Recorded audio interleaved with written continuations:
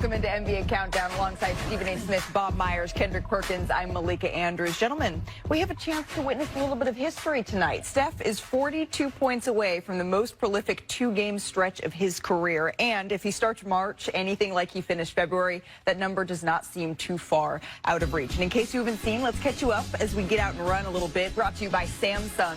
Steph is coming off one of his best performances of his career. He dropped 56 points, including 12 threes on Thursday against the Magic.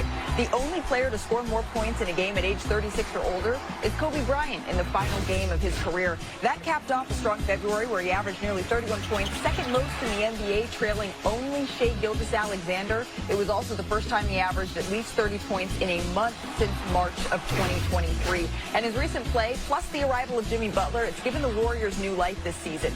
Since Butler debuted on February 8th, Golden State is 7-1. That's the best record in the Western Conference during that span. And just a little bit more perspective, right, on how far the Warriors have come here. Look at this. This is entering February. Golden State was 11th in the Western Conference, meaning they were outside of the play-in tournament picture.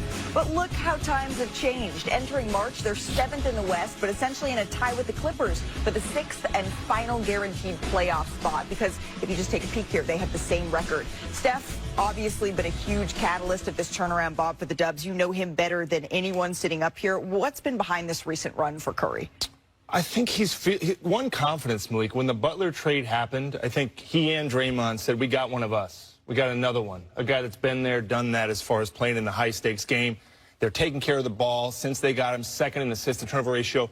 And more importantly, I look at it like an analogy of a baseball player that was trying to swing too hard. Curry was.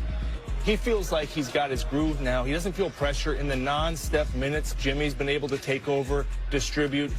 And again, I have obviously a soft spot for this guy. I've said it before. I think he's the best face of a franchise in the history of sports. And now he's got somebody that can run with him in a Butler. Well, I mean, think about it. Over the last year and a half, last season and a half, he's had one foot in the grave, the other on the banana peel. He's been miserable. The only time we saw Steph Curry smile and play with joy was when he was in the Olympics. And then all of a sudden you get Jimmy Butler, and now he has that hope again. He has that belief again that he actually could go out there and compete at a high level with all the elite teams around the league. Do you know what that does for someone? It did the same thing when Danny Ainge said, you know what, I'm going to go trade for a Ray Allen and a Kevin Garnett. You know what it do? It ups your game. It ups your spirits. It make you want to come to work every day. It make you want to go out there and compete at a high level because now you have a bona fide number two. You have a bona fide number two in Jimmy Butler that also wants to win, that's also signed a contract extension when he got there. So now all of a sudden he has hope. I completely agree with you, Bob, when you talk about Steph Curry as the face of a franchise. I never thought about it that way, but I can't imagine a better face than him. He's just a model citizen and an absolutely fabulous player whose box office and is as lovable as they come. The thing that I have to stand down and give credit to, though, I got to give credit to Steve Kerr. I got to give credit to Joe Lacob and ownership. I got to give credit to these guys because when you acquire a Jimmy Butler, everybody said it reeked of desperation, and maybe it was. But I think all of us, although we have an appreciation for Jimmy Butler, the winner within, and the fact that that brother can sit up there and just improves round by round by round in terms of being playoff Jimmy, to come to the Golden State Warriors and to play the way that he plays, to be in a different way, like a quintessential partner to Steph Curry. I don't know if any of us saw that. Right. And the fact that, you know, this guy gets to the free throw line, he defends, he can score, he can be a bona fide secondary option that takes so much of a load off of Steph Curry. For me, the Golden State Warriors had to see that to some degree. I think a lot of us missed it. We knew that he could ball, but we didn't know if that part fit in Golden State. Now we're looking at them and saying, they could actually make a run because of this move. I got to give him credit. And I think that we all want to see Steph. Well, obviously I do, but sure. I think everybody wants to see Steph Curry have a shot. No question. Yeah. Right? We all, the world, even Pert. No, I know you don't. I know you don't. But when he's not in the playoffs, right, he should be at that party.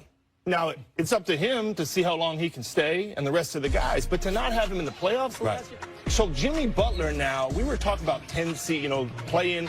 I think everybody's shifted since he showed up and said, now, what seed are you going to be? And to give Curry a chance at this point in his career, that's all that he was asking for. And like you said, Joe Lacob, Mike Dunleavy Jr., Steve Kerr, they got one for him in Jimmy Butler to help him. And to that point, the Dubs are 7-1 with Jimmy Butler, but it's looking like they may not actually have that luxury tonight. Our senior insider, Shams Charania, is here. Shams, what's the latest on Jimmy Butler's status?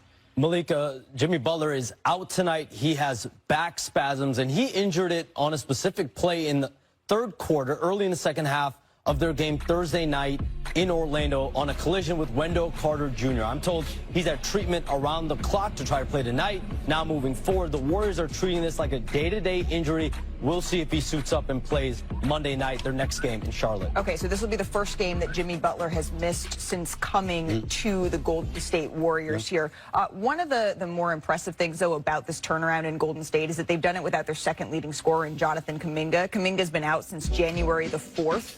You can see how prolific he was for Golden State, how important he was before he went out. Shams, when can they expect him back? Malika, Jonathan Kuminga is really close on a return. He's in the final stages of a rehab of his significant ankle sprain suffered in January, and his return will not be tonight. It's unlikely to be Monday in Charlotte. They have 3 more games on this road trip before they return home. I'm told the Warriors are considering waiting until next weekend when they're back at home for his return. His integration, though, will be a big challenge. The next big challenge for the Warriors, seeing what role he had. Before his injury, he averaged 21 points per game in his last 10 or 15 games. Shams, thank you. So it sounds like Golden State on the brink of getting an infusion of even more talent here, which begs the question. I know they don't have Jimmy Butler tonight, probably sizing this up, seeing a shorthanded opponent here, Stephen A. But it feels like Golden State can be really dangerous now with this team. What do you Well, think? first order of business. Let's not make a big deal of Jimmy Butler not being available tonight. Look who he's playing against. I mean, please. If ever there was a night to take off, it's this one. Okay, that's number one. Let's get that out the way first. The Sixers are just horrible.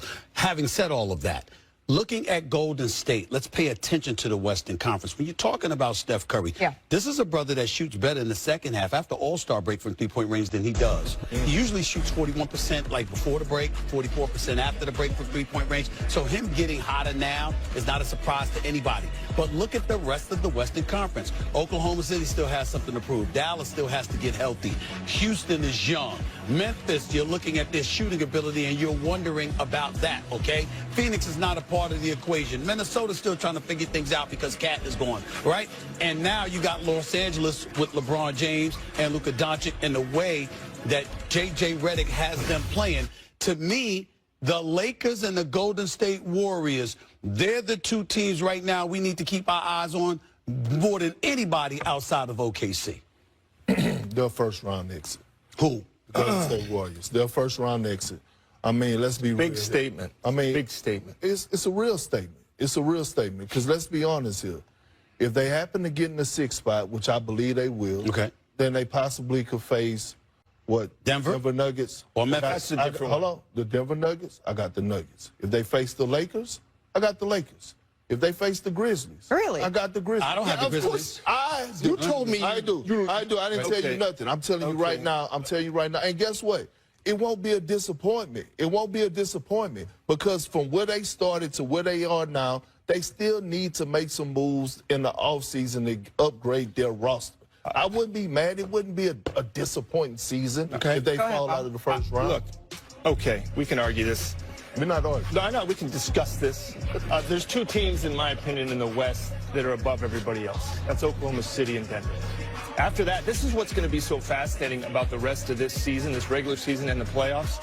Beyond that, I think it's wide open. I do. And you talk about the Lakers. I think the Lakers, J.J. Redick, have done a great job. Luka and LeBron are figuring it out. But Memphis, Houston, Golden State, Clippers, Lakers, Minnesota, I have a hard time seeing any team in that group that's head and shoulders above another one.